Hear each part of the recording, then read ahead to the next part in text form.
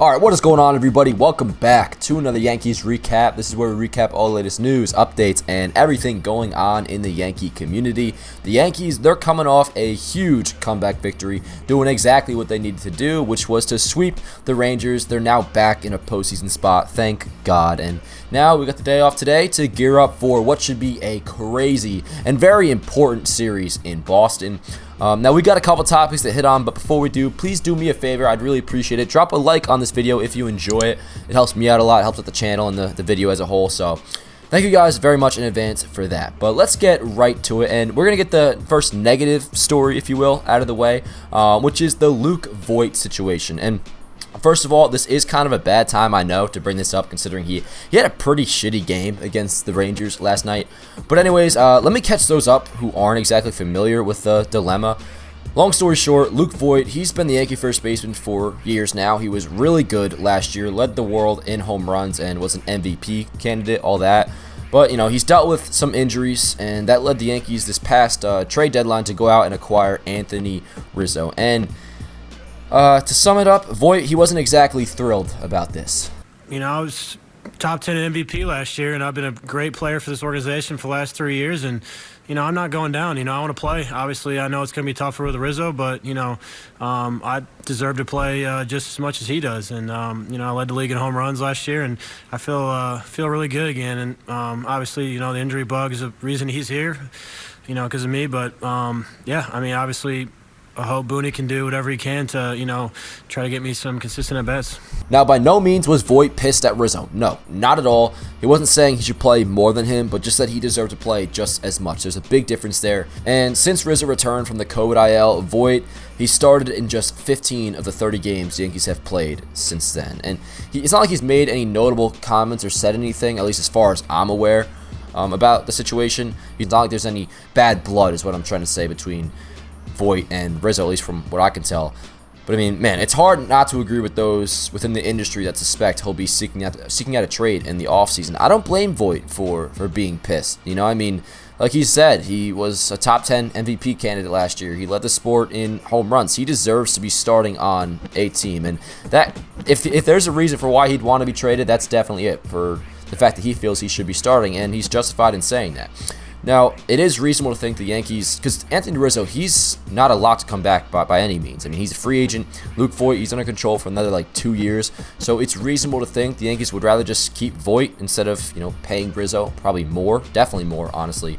But I don't know. Let me know what you guys think down in the comments below. Will Luke be a Yankee in 2022? Moving on to our next topic, we got to hit on the now, once again, second baseman, Gleyber Torres, who came up big last night with the go-ahead double in the 8th inning.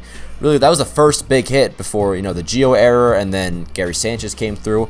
That's what really got it all started for the Yankees in their comeback win last night. But yeah, for Gleyber, while he's not exactly doing much damage, like, you know, extra base hits and home runs, since moving back to second base, he is hitting .314 with an on-base over .400. And at this point, the issue with Gleyber, outside of the mental mistakes on defense, it really is just the weird lack of power, because since the start of the second half, he is hitting .290 with a .783 OPS, which is not terrible by any means. It's actually well above average. It's not exactly 2018 or 2019 Gleyber Torres, but .783, I mean, that's nothing to sniff at.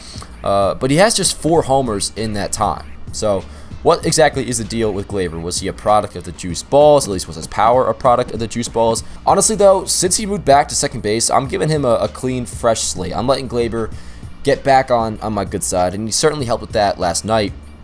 I don't want to entertain the idea of trading him, at least as of right now.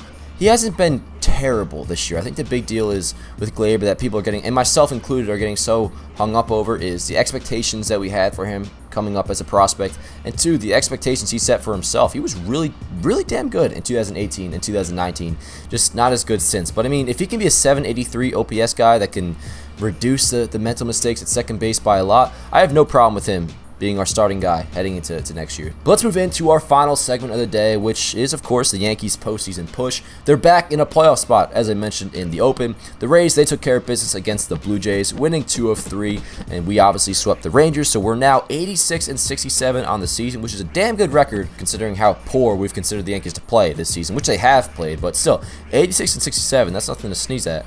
But yeah, half game up on the Blue Jays now for the second AL wildcard, and the team in front of us is still the Red Sox by 2 games. And like I said, we begin a crucial 3-game set with them on Friday. Boone has announced that Garrett Cole will be getting the ball in Game 1. And it is a night game. I don't have the stats up with me right now, but I'm not sure if you've seen them.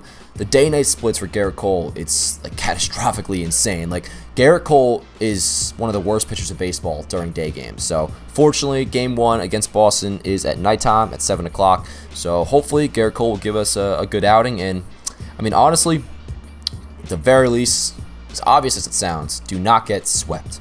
Try to take 2 out of 3, and that's really just what you got to do, for the rest of the way. We have 9 games left against the Red Sox, then the Jays, and then the Rays. Try to win every single series. You control your own destiny from this point out. So, yeah, Boston, do not get swept. Try to win 2 out of 3. I mean, that goes without saying, but my point being, like, I feel like regardless, it seems our fate of being a playoff team or not is going to come down to that 3-game set in Toronto against the Blue Jays, because it's looking like right now that the Red Sox, I'm not too sure we're going to catch them, and even if we do, I feel like it's going to be the Yankees and Red Sox that are going to be the 2 wildcard teams out of the American League. But yeah, it's going to be a fun last 9 games. Let me know what you guys think. I mean, you're all probably going to say yes, but let me have you on the record right now. Are the Yankees making the playoffs in 2021? Let me know down in the comments below. And yeah, let's go Yankees. Big series coming up this weekend. I'll see you guys next time.